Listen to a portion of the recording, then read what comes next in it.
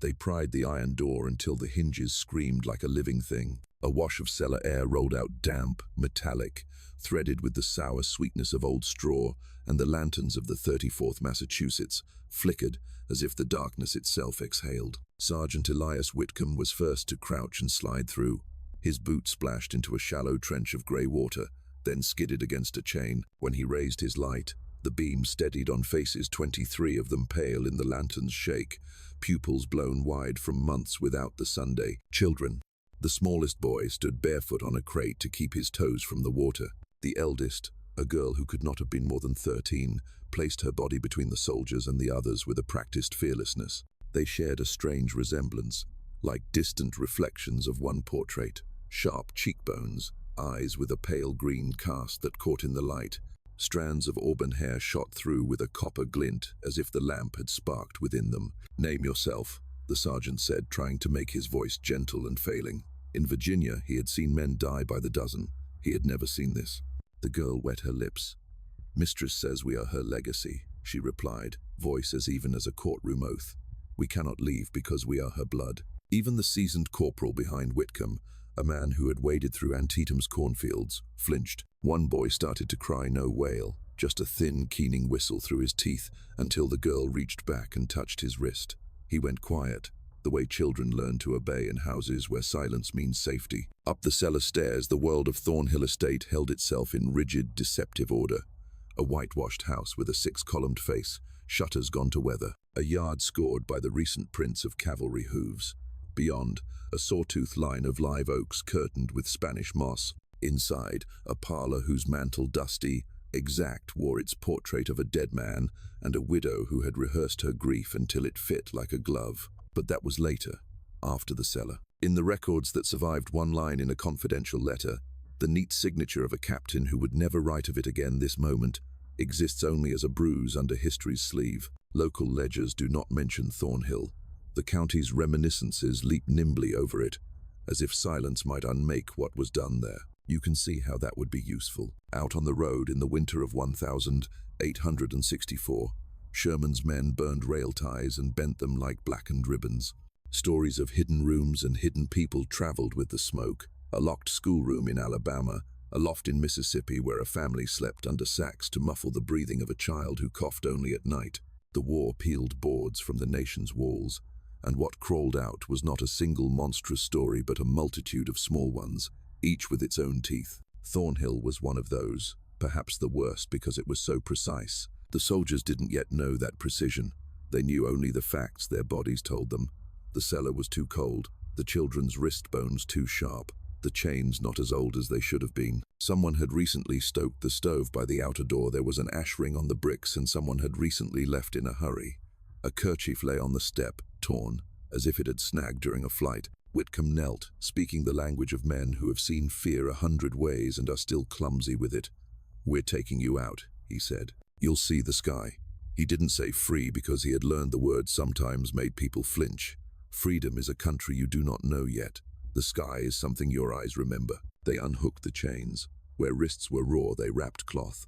Where feet were cut, they tore shirt tails into strips and tied them as shoes. The children were quiet, too quiet. When asked for names, they gave two kinds. The first names that had been given to them in someone else's mouth: Jonathan, Abigail, William, and the names they used with each other down there. Nestled in whispers, Star, because she remembered stars. Junebug, because he hummed when he was scared. The eldest girl's name was Eleanor on the county book, Eleanina in the ledger of her mother's mind, and Nell to the small ones who followed her eyes the way ships follow a lighthouse. When they climbed the steps, light hit them like a blow. Some threw arms over their faces and sobbed, which is how we know they had not seen daylight for a long time. Others tilted their chins, stubborn, like meeting an old enemy with a straight back. On the house's front lawn, Captain Samuel Reynolds, whose handwriting would later betray him with compassion, took off his hat. There are moments when rank is ridiculous. A captain can speak to a general and sound like an equal.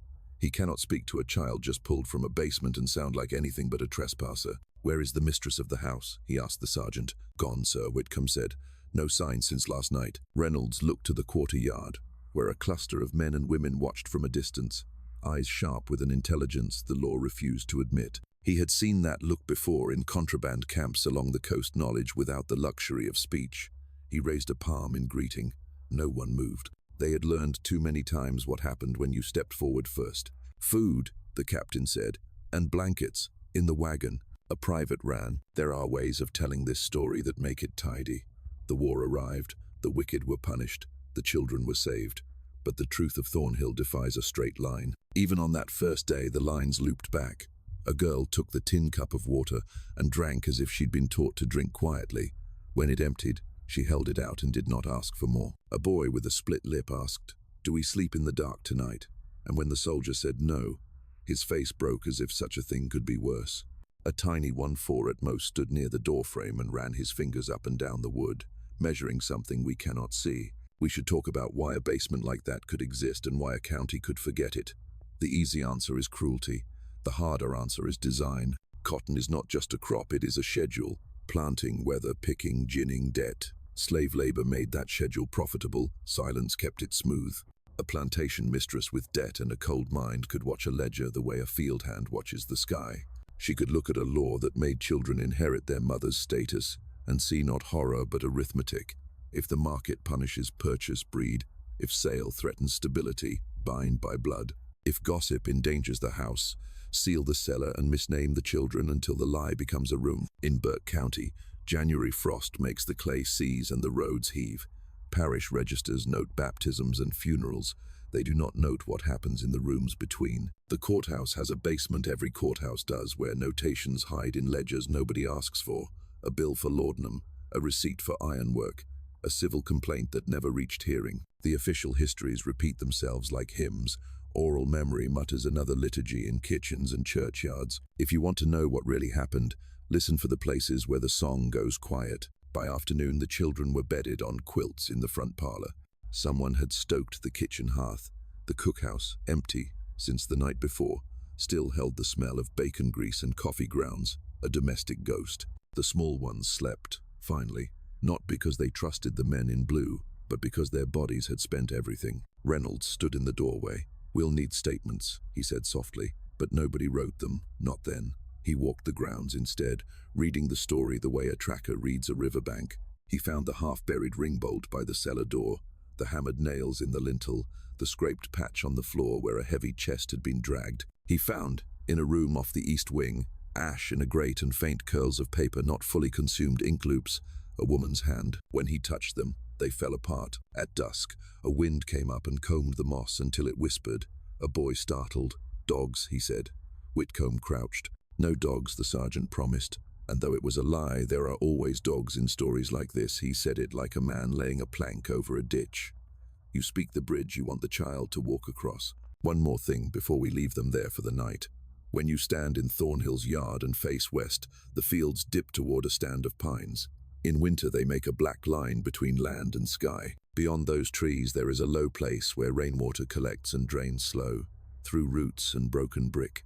Years later a well-digger's auger would kiss that place and bring up bone. But that is a later chapter. For now, all we have is a house, a cellar like a wound, and a testimony from a child who had learned the sentences adults wanted to hear. Mistress says we are her legacy. Whose legacy, we will ask? How made, and how, at last, unmade? To answer that, we have to go backward to the coldest winter Burke County had felt in 20 years, to a widow at a desk with a ledger and a plan. We will go down that stair too, together. The winter of 1847 clamped its jaw over Burke County like a wolf refusing to let go. Frost sat on the clay roads well into morning. Cattle huddled along the hedgerows. In Wesborough, the courthouse stove burned day and night as men argued about cotton prices and whispered about war in Mexico. And on the 7th of February, Jonathan Thornhill was carried out of his house in a coffin built too quickly, nails still sharp at the edges. The mourners said the widow looked carved of stone. Catherine Danforth Thornhill was 28, too young to be in black, too young to have inherited 1,700 acres of soil, already bled white by 3 decades of cotton. She accepted the condolences with a face like porcelain, her auburn hair braided close, her gloved hand dry in every palm it touched. When the last hymn was sung and the neighbors drove their carriages back through the ruts, Catherine stood on the porch with her lawyer, Ambrose Talbot, and heard the truth stripped of sympathy. The estate was drowning. The cotton yields had collapsed. Equipment rotted in the sheds. Jonathan had wagered heavily in Augusta gambling halls, and the mortgage sat in the hands of men who smiled too readily when they saw her. Talbot offered her two doors. The first, sell what remained land, livestock, the 31 enslaved souls not already auctioned to pay debts and retire to Augusta to live as a dependent in her father's house, forever marked as a widow who failed. The second, attempt to revive Thornhill with what little she had, a near impossibility in a county where soil exhaustion was written in every furrow. Catherine did not answer him that day. She walked the length of the house, past the leaking roof and the mildewed curtains, past the parlor where Jonathan's portrait already seemed like a debt collector's stare. Behind the house, the quarters crouched under the tree's 12 cabins, smoke trailing thin in the cold air. She watched the people moving there, bundled in scraps, keeping fires low to make the wood last, and her mind began to work. She was no ordinary planter's widow. Born Catherine Danforth, she was the daughter of Augusta's most cunning merchant. Her father had raised her on ledgers and French tutors, teaching her to calculate margins as easily as to decline Latin verbs. She had not expected to be clever in public society, asked her only to manage a household, but cleverness does not stay caged. And Catherine had one other resource, her blood. The Danforths were old Georgia money, descended from settlers who had taken land from the creeks in the 1730s. She had been taught since girlhood that her family's survival was owed not to mercy but to invention, the willingness to do what others hesitated to imagine. Now, invention whispered, but invention also had obstacles. The greatest of them was Richard. Richard Thornhill, 16, Jonathan's son from his first marriage, stood apart at his father's burial with a book tucked under his arm as if the graveside were merely another uncomfortable parlor. He despised Catherine with the righteous chill of a boy who believed she had replaced a mother he barely remembered. Thin, pale, always with ink on his fingers, Richard had dangerous ideas. He had once suggested the enslaved workers might be taught to read a remark Catherine cut short with a warning sharp enough to draw blood. In her eyes, he was impractical, sentimental, unfit for the world he inhabited, and now, by law and blood, he was the heir. Their lives, Catherine realized, were bound together in a house whose very boards groaned with disrepair. Picture Thornhill as it stood that February, a federal-style house of whitewashed brick built in 1805, 6 columns across the front like sentries that had grown weary. Paint peeled from the windows, shingles sagged, and the hall smelled of damp. Behind it sprawled the kitchen outbuilding, the smokehouse, a dairy with cracked stone troughs, and the overseer's cottage with a porch rail half fallen. Beyond, under the oaks trailing Spanish moss like funeral drapery, the cabins of the enslaved 31 people left, where there had once been 42. 11 men, 13 women, 7 children, 16 others sold off in the last 3 years to keep creditors at bay. The air in the quarters carried the silence of people who knew more sales would come, as surely as the river fog comes to the savannah lowlands. Catherine walked those grounds after Jonathan's death, her skirts soaking the frost, her mind cataloguing the ruin. Fields too thin to carry cotton without expensive fertilizer, gins rusting, plows broken, animals thin, and around her, the gaze of those who remained, men who had watched families broken, women who kept children close as if arms could prevent a ledger's decree. They looked at her not as mistress but as storm. She spent nights bent over Jonathan's account books, candles guttering, her pen scratching until the ink froze in the well. The numbers refused salvation. Debts against dwindling yields, loans against losses, interest mounting like vines on a wall. She could not buy more enslaved labor. She could not afford new equipment, and she could not bear the humiliation of returning to Augusta to live as her father's dependent. Society allowed widows a narrow script: remarry quickly if they could, or else fade into genteel poverty. Catherine would do neither. Pride, sharpened by desperation, began to press her toward a thought others might have let slip away. Because slavery in Georgia was not merely labor, it was arithmetic. The law decreed that a child took the status of the mother. If the mother was enslaved, so was the child. Planters had long relied on this, encouraging natural increase, a bloodless phrase masking pregnancies coerced, births mourned and celebrated in the same breath. But where most masters treated it as incidental, Catherine began to consider, what if one treated it as design? She did not speak it yet, not to Talbot, not to Richard, not even to her mirror. But the idea began to harden, like frost becoming ice. If she could not purchase labor, she would breed it, not haphazardly, as others did, waiting 15 years for children to grow strong enough for the fields. But systematically, deliberately, with herself at the center, she would ensure that the children of Thornhill were hers, in the most literal sense, her blood, her features, her legacy so entwined with the estate that they could never be sold without tearing the very fabric of her invention. It was monstrous, but to Catherine, sleepless and humiliated by debt, it was also elegant. She began keeping a book, not a diary of grief, but a ledger of design. To cloak it, she used a simple cipher, a farmer's substitution.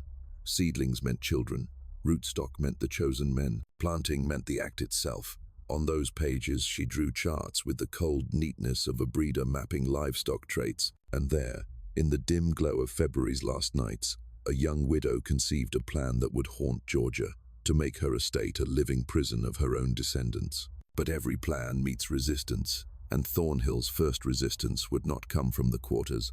It would come from the thin, watchful boy in the library who already suspected his stepmother carried a secret, Richard. And he was right. It began with a summons. A March night in 1847, the air still sharp with winter, when Catherine Thornhill sent word to the quarters that Isaac should come to the main house. Isaac was 24, broad-shouldered, steady-handed, a man who could split logs until the axe smoked and still carry himself with a quiet dignity that drew respect from the others. He had been born on Thornhill land, never knowing a life beyond it. When the messenger whispered the mistress wanted him, Isaac hesitated, but hesitation was a luxury denied to men in chains. The house was quiet when he arrived. The overseer had been dismissed to town, the servants sent away. Catherine herself met him in the hallway, her green eyes catching lamplight. No overseer's whip cracked, no orders barked. Instead, she guided him to her chamber with a tone of practiced calm. What happened there was written in her journal, with words stripped of humanity. First planting completed with rootstock 1, weather clear and mild. Isaac left the house before dawn, shoulders hunched, eyes lowered. He never spoke of that night, but in the quarters, silence can be as loud as screams. Within weeks, Catherine wrote another line. Initial cultivation successful. Anticipate harvest in December. She carried her pregnancy as carefully as a hidden ledger. To the world, she explained it away. Jonathan, her late husband, had lain with her in January, before fever took him.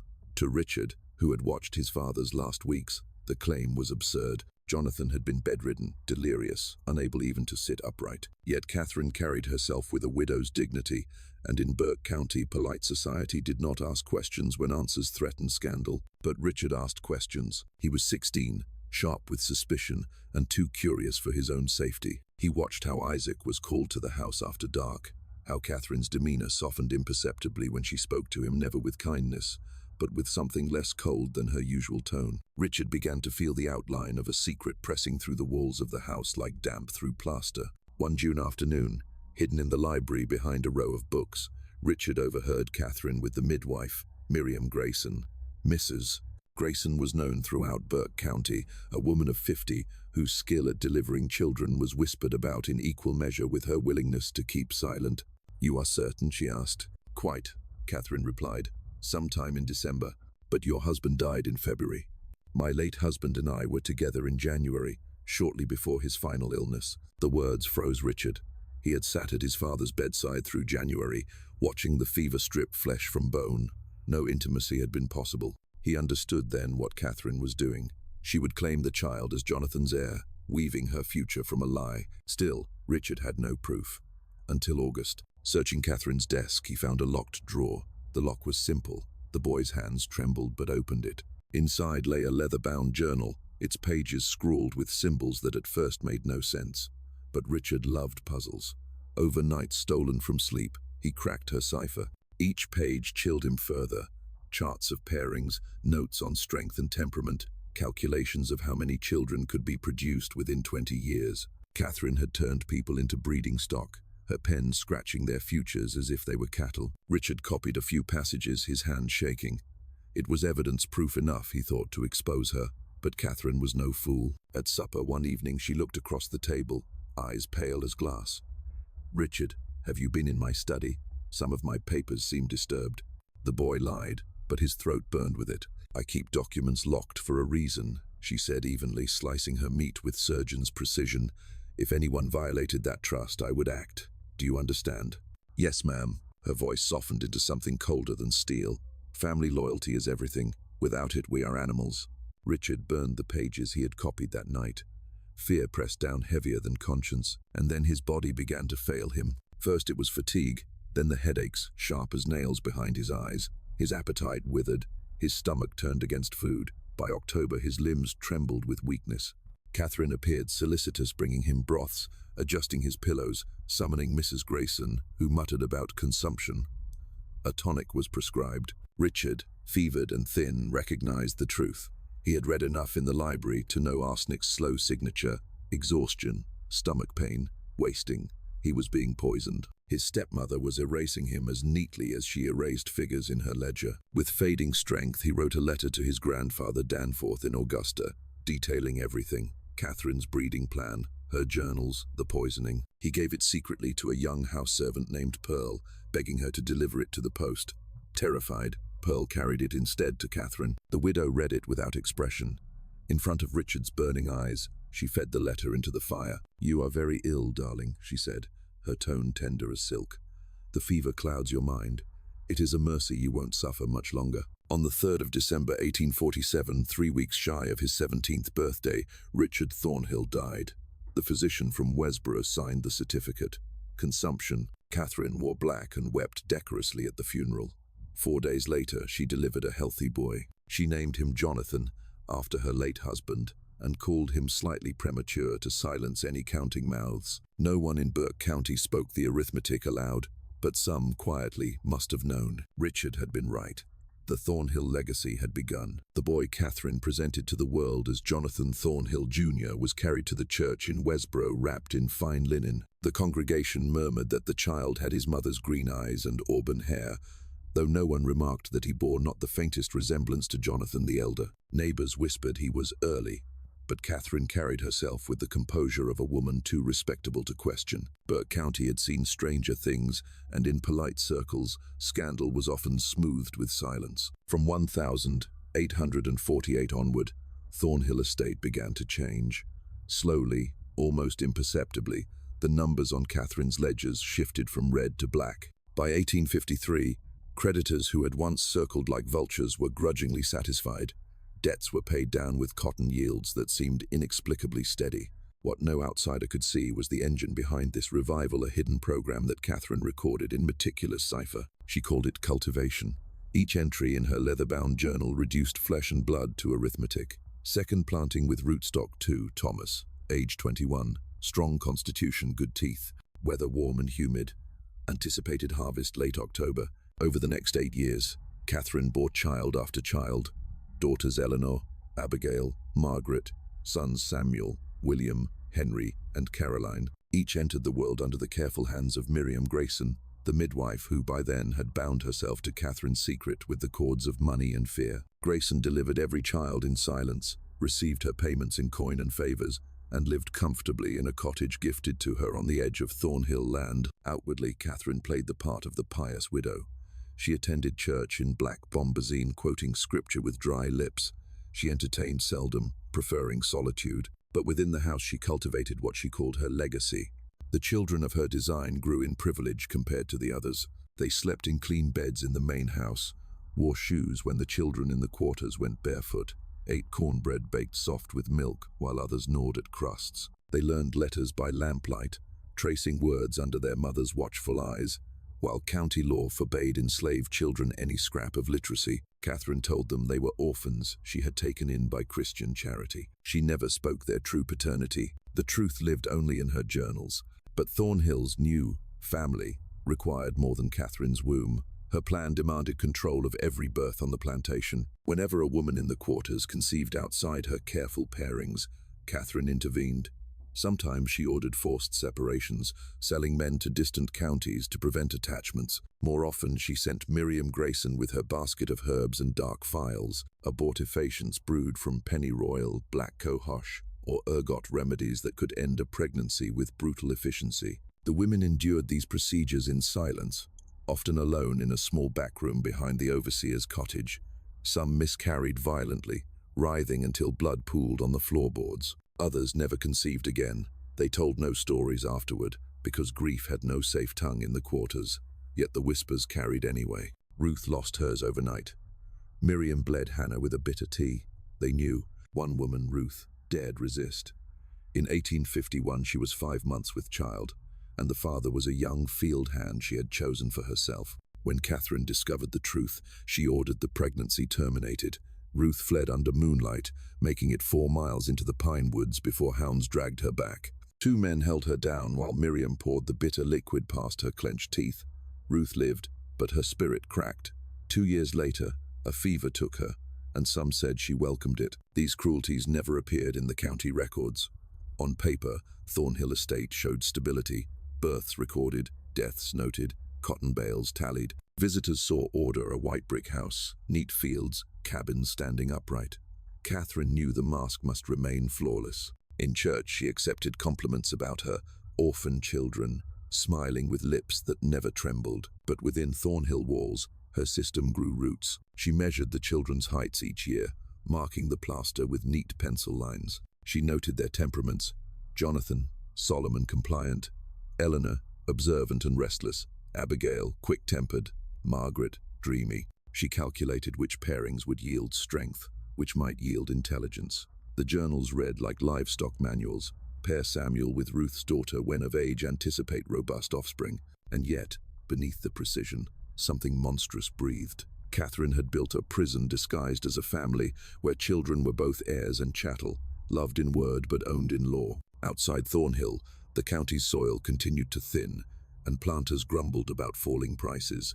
But Catherine's land seemed oddly resilient. A shrewd widow, they said of her, manages better than most men.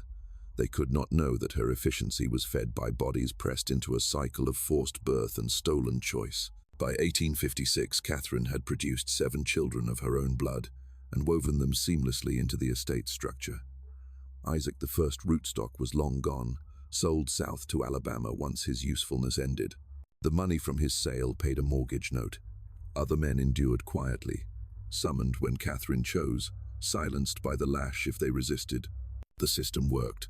Cotton yields rose. The Thornhill name regained respect. And yet, in the quarters, in whispered prayers and unspoken glances, the people understood what was happening. They could not name it, eugenics or breeding program, words that would come later, but they felt the pattern in their bones. The children of the main house, pale-eyed, red-haired, clothed and fed, were both pitied and resented.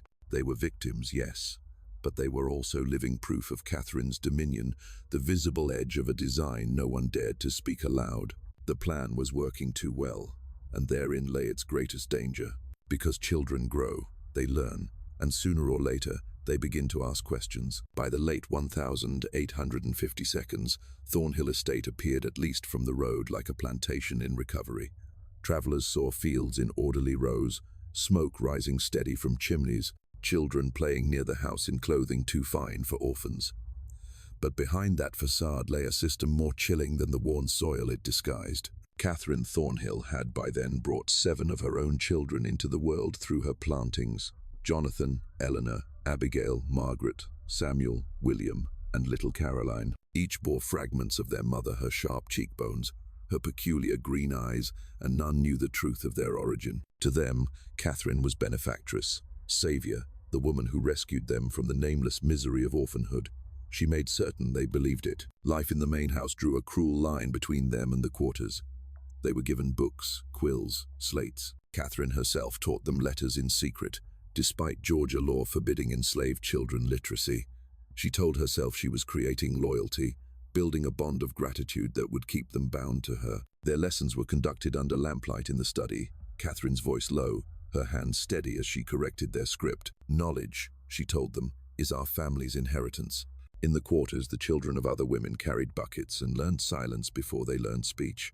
They saw Catherine's brood pass by with shoes on their feet and food in their hands.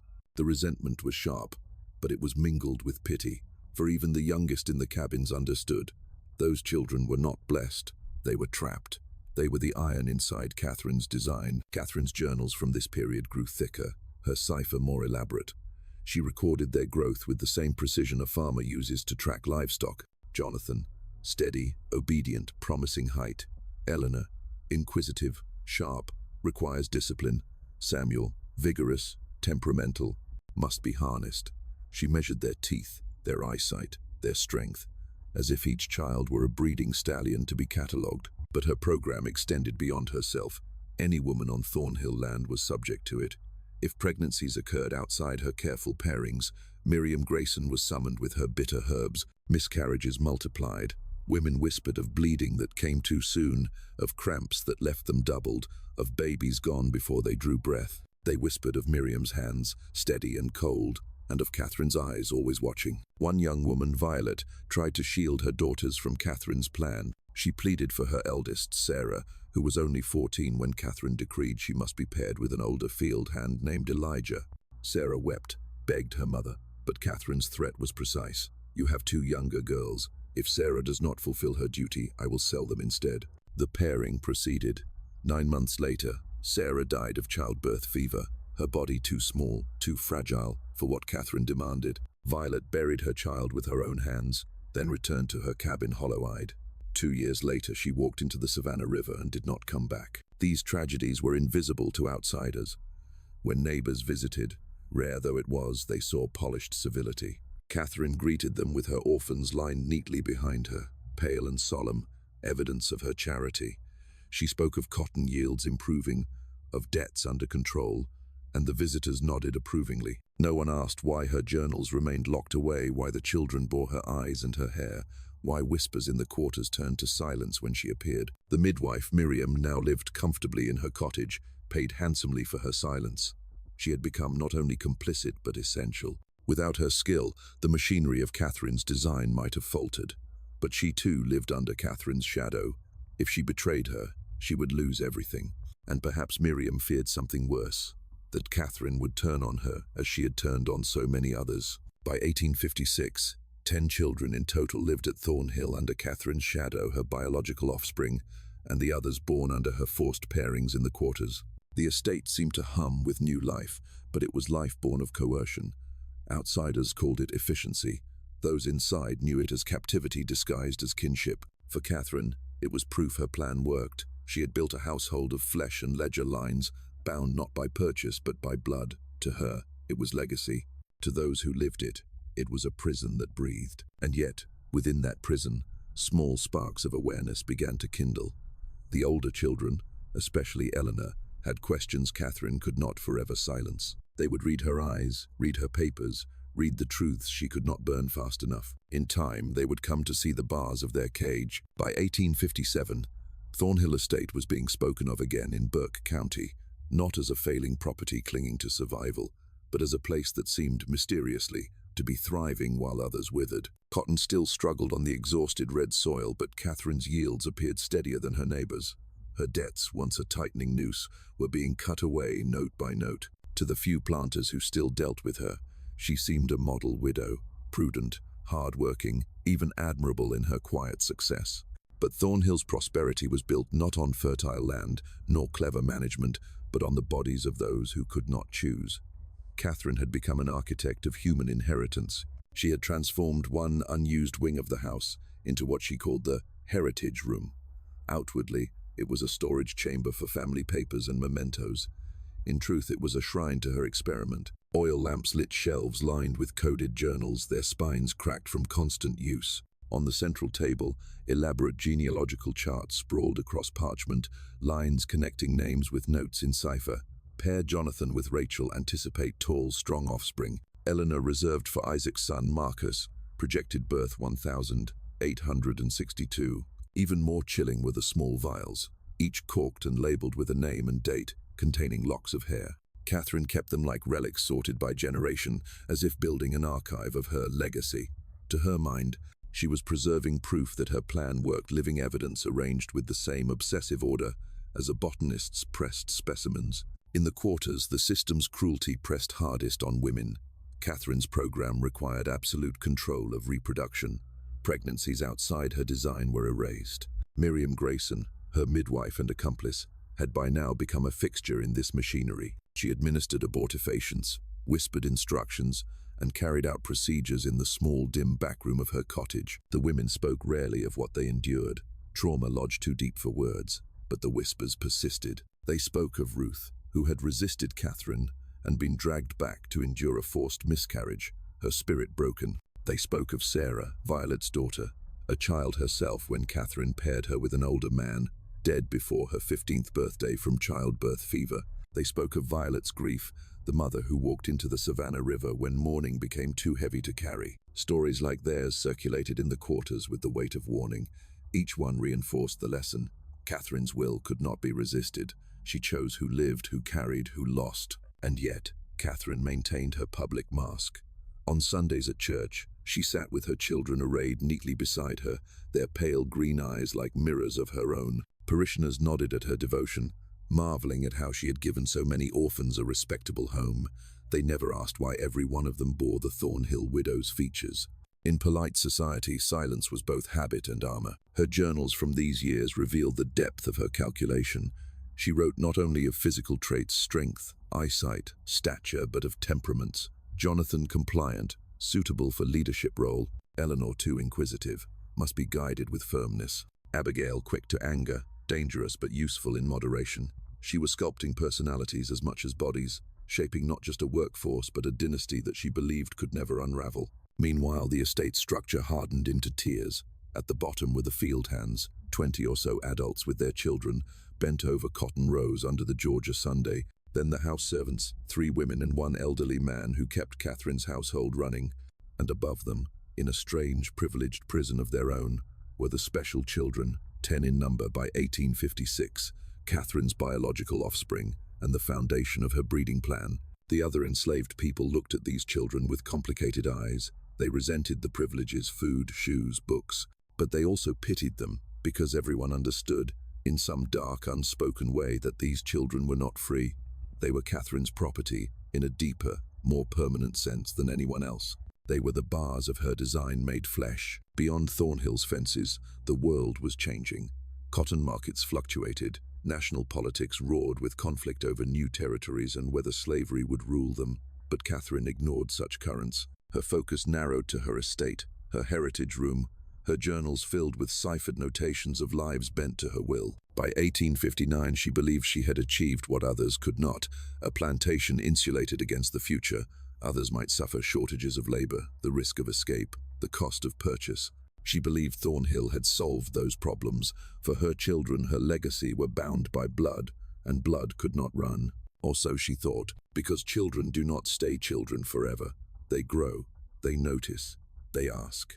And as the eldest of Catherine's brood approached adolescence, their questions sharpened. The cracks in Thornhill's facade were about to spread. By the dawn of the 1860 seconds, the Thornhill children were no longer infants to be hidden in cradles or excused as charity cases. They were growing fast, their features unmistakable, and with growth came the dangerous gift of awareness. Jonathan, Catherine's firstborn of her plantings, was now a tall, serious boy of 11.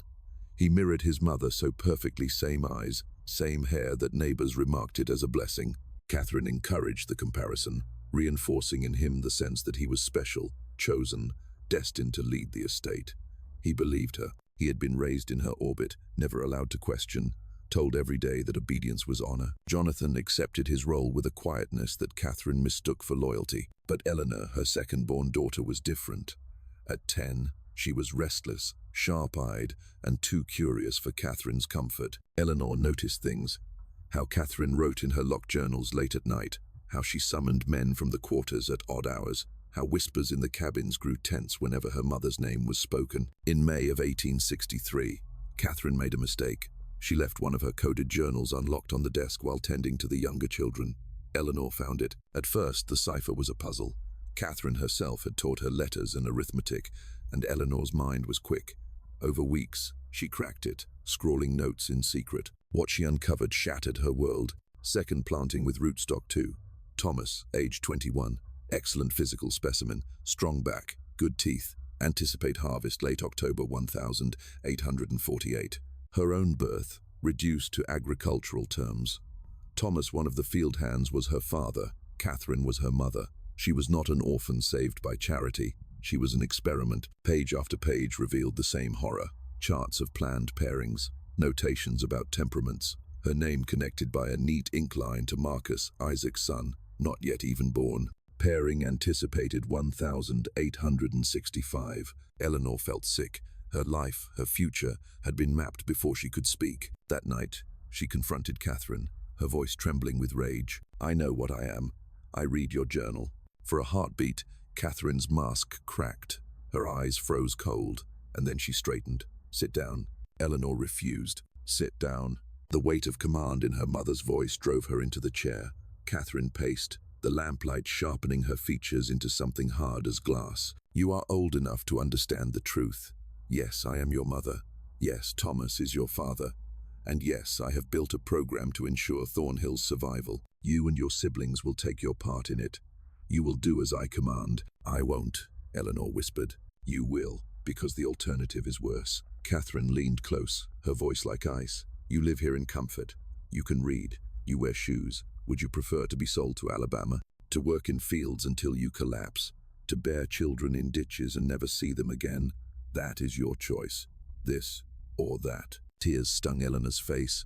She said nothing. Catherine's eyes softened, though the softness was colder than cruelty. "You will keep this to yourself.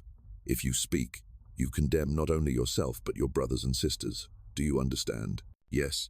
But Eleanor did not stay silent. She told Jonathan first, hoping he would see the horror as she did. He listened, but his conditioning held. "Mother gave us a better life," he said, confused. "We could have been in the quarters." To Jonathan, loyalty to Catherine was survival. So Eleanor went to Abigail, then Margaret.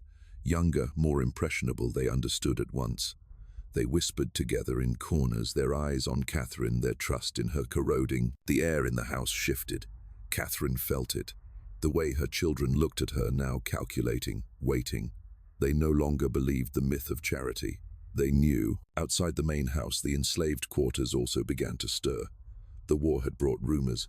Lincoln's proclamation, Union armies pushing deeper south, Sherman's men burning railroads. Enslaved people whispered that freedom might come soon, perhaps within months. At night, Eleanor began to slip near the cabins, speaking in low voices with the women there. She learned things Catherine had hidden, about Ruth's broken spirit, Violet's drowned grief, the forced abortions. She learned her father's name spoken not as cipher but as man, Thomas. They told her how Catherine had used him, then whipped him when he resisted. One night, sitting with a circle of women in the pine grove, Eleanor whispered, "What if we didn't wait for freedom to come? What if we made it come ourselves?" The women stared. Hope, the eldest, leaned forward. "Child, there are 40 of us, and only old Kendrick and your mistress. But where would we go? They'd hunt us with dogs. They'd kill us or sell us further south, and you?" She looked Eleanor in the eye. "Are you one of us or one of them?" The question pierced. Eleanor had no answer. Before she could try, a sound in the brush sent them scattering back to the cabins. The conversation ended unfinished, but the seed was planted. Eleanor knew now that Catherine's cage could be broken, and others began to believe it too. The house itself seemed to feel the change. Silence hung thicker. Catherine paced more often, her journals clutched close, her eyes flicking to her children as though trying to read their thoughts. She increased the overseer's patrols at night, forbade visits between cabins, tightened her grip on the estate like a woman holding back a flood. But floods do not obey. The questions had begun. The silence was breaking, and when silence breaks, the walls of a prison tremble. War came to Georgia like thunder, rolling closer each month. By 1861, cannon fire at Fort Sumter had cracked open the nation, and Burke County felt its tremors. Young men marched off to fight in Virginia. Some came home in pine boxes, others not at all. By 1862, shortages gnawed at every household: cloth, salt, even lamp oil. Neighbors tightened belts and whispered prayers for the Confederacy's survival. At Thornhill Estate, Catherine felt the war's hand in her own carefully ordered system.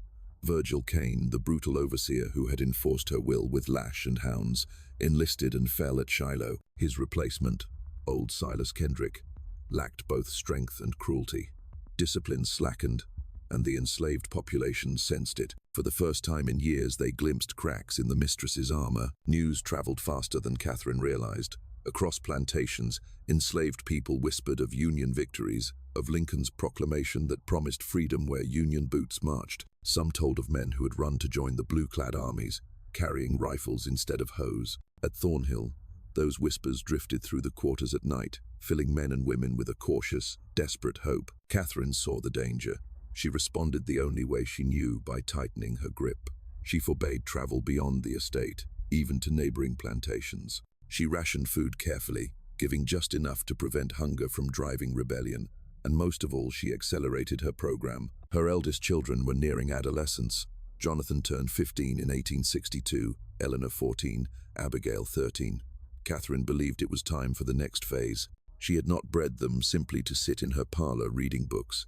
They were to be paired, as her journals decreed, to produce the next generation of loyal stock. Jonathan was first. Catherine selected Rachel, a 16-year-old from the quarters, the daughter of one of the field hands. Rachel was terrified, still a girl herself, but Catherine arranged a mock wedding in the parlor, a parody of ceremony with no preacher, no legality, only Catherine's voice declaring them bound. Jonathan, conditioned since birth to obey, accepted the match without question. Rachel's silence screamed more loudly than words. For the quarters, this was confirmation of what they had long suspected. Catherine's special children, those pale-eyed orphans raised in privilege, were being bred like the rest. The anger that had simmered for years began to burn hotter. In the spring of 1863, one of the young women, Grace, made her choice. 17 and pregnant by a man Catherine had not approved, she slipped into the night, heading east toward the Savannah River, hoping to reach Union lines in South Carolina. She made it 12 miles before the dogs found her. The next morning, Catherine gathered everyone, the field hands, the house servants, even her own children, into the yard. Grace was tied, her back bared. Old Kendrick, reluctant but obedient, administered 20 lashes. Catherine stood on the porch, face composed, as if conducting a sermon. "This is what happens," she said, "to those who betray family." The lesson was meant to frighten. Instead, it confirmed what many had already whispered. Catherine was afraid. She would spill blood in public now because she sensed control slipping through her hands. That summer, Eleanor's rebellion sharpened. She had already shared the truth of Catherine's journals with Abigail and Margaret. Now she whispered it to others carefully, in the shadows of the pine grove or in hushed words by the well. She told them their privileges were chains, that they were not orphans but Catherine's flesh and blood, trapped in her design. Abigail responded with fury, her temper kindled into open defiance. Margaret wept but believed. Even Jonathan, though indoctrinated, began to falter when Eleanor pressed him. He wanted to believe Catherine's promises, but the knowledge gnawed at him like rot in timber. Meanwhile, in the quarters, hope grew louder. "The Yankees are coming," men muttered. "Freedom is close." Every rumor of Sherman's advance, every tale of a Confederate defeat, was passed like a spark from cabin to cabin. And Catherine, sensing it, drew her children closer, binding them not with love but with fear. She lectured them about loyalty, about family, about the outside world that would reject them as neither white nor black. "Only here are you safe," she insisted. But her eyes darted too often toward the door. Her hand lingered too long on her journals, as though she knew that safety was slipping away with every passing month of war. The plantation lived in a silence, so thick it felt ready to split. Whispers in the cabins, secrets in the children's rooms, Catherine's footsteps pacing the hall like the ticking of a clock running out of time. The storm had not yet broken, but every soul on Thornhill land could feel it gathering. The winter of 1864 was the last Thornhill would ever know as a functioning estate. The war had turned against the Confederacy. Sherman's army was cutting its swath through Georgia, burning tracks and torching barns. In Burke County, rumors moved faster than soldiers. Union troops were near, freedom was coming, the old order was crumbling. For the enslaved in the quarters, hope became a living thing. For Catherine Thornhill, hope was death. She had spent 16 years constructing her legacy, her children, her journals, her charts of planned pairings. If the Yankees came, if emancipation arrived, everything she had built would collapse overnight. Her children would leave her, scattered, no longer bound. The carefully measured lines in her ledgers would become meaningless scratches, and worst of all, history would forget her. On the night of the 17th of March, 1864, Catherine gathered all 11 of her children, Jonathan, Eleanor, Abigail, Margaret, Samuel, William, Henry, Caroline, and the 3 youngest, still infants, into the east wing of the house. She lit the lamps in the heritage room, the place none of them but Jonathan had ever seen. The journals, the locks of hair, the breeding charts stretched across the walls. "This is our legacy," she told them, her voice sharp, her eyes blazing with a desperate conviction. "What we've built here must never be destroyed." From a locked cabinet, she produced a small wooden box. Inside, bottles of clear liquid clinked softly. Laudanum, she explained, a medicine for pain in small doses, a way to protect them in larger ones. Eleanor's breath caught. You mean to poison us? I mean to save you, Catherine snapped. If the Yankees come, they will tear us apart. You will belong nowhere. Not white enough to be accepted, not black enough to be free. You will be despised by both. Here, together, you have family. Out there, you will have nothing. Jonathan stepped forward, taller now than his mother, his jaw tight. No. You don't understand, Catherine insisted. I do, he said, voice breaking. I've read the journals. I know who my father is. I know what you've done. For the first time in years, Catherine's mask cracked. Her hand trembled. She struck him hard across the face. The crack echoed against the walls of her shrine. How dare you, she hissed. Everything I've done was for you, for all of you. Eleanor moved beside her brother, her own voice rising. You used us. You bred us like animals. You murdered Richard. You murdered Ruth and Violet and all the others who resisted you. You didn't do this for us. You did this for yourself. Around them, the younger children huddled, wide-eyed, sensing the tide turning. For the first time, Catherine saw not loyal heirs, but children united against her. Even the smallest leaned toward Eleanor and Jonathan, not toward her. Panic seized her. If she could not keep them, she would at least preserve proof of her genius. She swept her journals, her charts, her vials into her arms and fled from the room. Jonathan and Eleanor chased her through the halls, but Catherine was faster, driven by a fury that burned hotter than age. She burst out the front door, across the yard, toward the quarters. There, lanterns flicked to life. The enslaved had gathered, roused by the commotion. They saw her, the mistress who had orchestrated 16 years of torment, running toward them with her arms full of evidence. They saw the children behind her, crying out, no longer hers. What happened next fractured into fragments. Later, different voices told it differently. Some swore it was Hope, the elder woman, who stepped forward with a stone in her hand. Others claimed Thomas, Eleanor's father, struck first. Still others whispered it was many hands at once, a tide of fury too long restrained. What is certain is that Catherine Thornhill never left the quarters alive. Her journals were torn and burned, the vials smashed in the mud. The children stood frozen as smoke from the fire curled into the night. When Jonathan asked, "Where is she?" Hope answered flatly, "Gone. That's all you need to know. The official record says otherwise." Old Kendrick, the overseer, reported her missing. The county sheriff noted simply that she had likely fled in fear of Union advance. In 1871, a skeleton was found in an abandoned well on what had been Thornhill land. Female, mid-30s, blunt force to the skull. A corroded locket beside her held two portraits, a boy and a man. Official papers called her unknown. But the people of Burke County's black community whispered the truth, passing it through generations. The devil mistress had been killed, and justice, rare, fragile, but real, had been done. The war ended a year later. The Confederacy collapsed. Freedom, halting and imperfect, came at last. Thornhill estate fell into ruin. The house was gutted by fire, the land sold for timber, the heritage room swallowed by dust. The children scattered. Jonathan drifted west, haunted by words he wrote again and again in a small notebook. I did not choose this. Eleanor survived in Savannah as a seamstress, but never had children of her own. Others vanished into history's silence, and yet the legacy Catherine boasted of may still walk. Descendants, unknowingly bearing pale green eyes or auburn hair, may live in Georgia today, unaware that their great-great-grandmother tried to turn them into a dynasty of bondage. What remains of Thornhill is not a house or a family, but a lesson. That power, when left unchecked, can turn motherhood into cruelty, inheritance into chains, love into a ciphered ledger. And perhaps that is why Burke County never built a marker for Thornhill.